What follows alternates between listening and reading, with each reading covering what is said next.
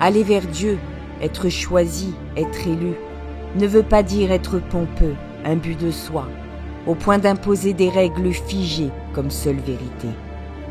Aller vers Dieu, ou peu importe comment je me situe, implique que je communique avec Dieu, que je pénètre en conscience que justement je ne suis rien dans ce tout. Et en même temps, je suis ce tout. Dire que la faim dans le monde, les guerres, l'esclavage sont des points négatifs est la négativité elle-même.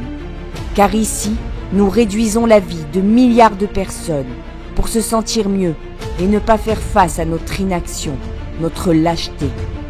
Les émotions que procure notre sensibilité sont pour la plupart des gens un grand désespoir. Nous souffrons, nous avons mal pour l'autre.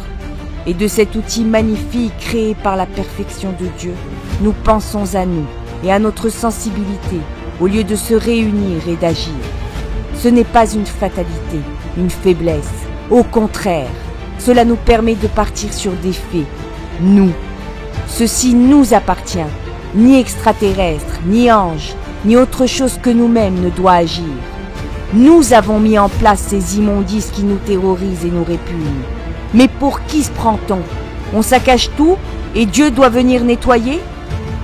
Nous faisons vivre et allons chercher des informations qui confortent ces croyances, ces limitations de cœur et d'intelligence universelle.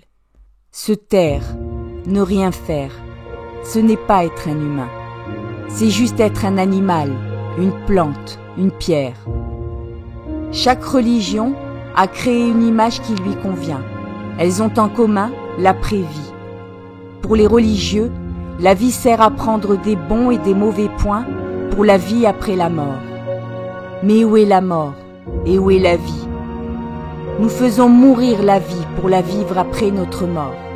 Et dans tous ces soi-disant représentants de Dieu, j'aimerais bien voir un seul affirmer et justifier ses horreurs devant Dieu, ici et maintenant, sans se servir de lui. Et par la même occasion, que les gouvernants nous expliquent en quel honneur la vie elle-même est dirigée par leur volonté seule, au-dessus de tout, au-dessus de Dieu. La société, les religions nous divisent, nous font croire à l'infériorité de la femme. La situation de celle-ci est en grande partie la cause de notre ignorance et de l'extinction de cette civilisation. La femme, vivant la vie en son être et la donnant, la préserve. Ici est le manque dans notre monde. Réduire la femme coupe de Dieu, coupe de la vie, nous rend esclaves de nos peurs, de nos désirs, limités et affaiblis, aveuglés, sourds, car séparés les uns des autres, nous ne voyons pas toutes les possibilités que nous offre l'un, que nous offre l'unité. Cela nous cache la force, la puissance du être ensemble, nous cache la possibilité de vivre. Avec Dieu, il n'y a pas de place pour les soi-disant supériorités, que ce soit par sa couleur de peau, par sa nation, par son origine, son statut, sa religion ou sa non-religion. Aller vers Dieu, l'un, être choisi et être élu, c'est accepter Dieu dans toutes ses faces, ses expressions, dans le féminin et le masculin, qui ne sont séparés qu'en apparence. Ouvrir sa conscience à l'infiniment grand et à l'infiniment petit. Forger son cœur, son centre, où ici repose notre réalité intérieure, nos croyances nues, libres des regards. Ici est le regard de Dieu l'Éternel. Aller vers Dieu permet de prendre conscience de soi, d'accepter le travail intérieur par la pratique avec l'autre à l'extérieur et de choisir l'un. Ici est un vrai choix qui a une importance capitale. Nous rendons Dieu vivant.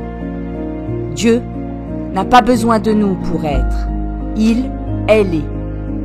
Au commencement, une partie de ce tout n'avait pas conscience de l'un, ce qui a permis notre existence. Dieu, créateur dans sa partie masculine et formatrice dans sa partie féminine, qui ne forme qu'un, a créé la vie, où l'âme à la réplique de Dieu, féminine et masculine, peut agir. La vie est là pour remplir le tout de la lumière de Dieu, par la prise de conscience dans notre corps, dans notre esprit, au plus profond de nous, prendre conscience de son évidence, de sa volonté, de sa justice, de son équité, qui sont puisées dans son amour infini. Tel est le but. Ici, tout se passe. C'est pour cela que la vie est oppressée, pour cela que nous sommes endormis, manipulés. Ici, tout se joue. L'énergie, en s'incarnant, en prenant vie, peut poser des règles, des croyances qui agissent dans le tout. Telle est la vraie raison de ce combat du bien et du mal qui prend forme ici. Choisir l'absolu, le un, c'est aller envers et contre tout, n'importe où, dans sa vie de tous les jours. Cela va au-delà des rituels.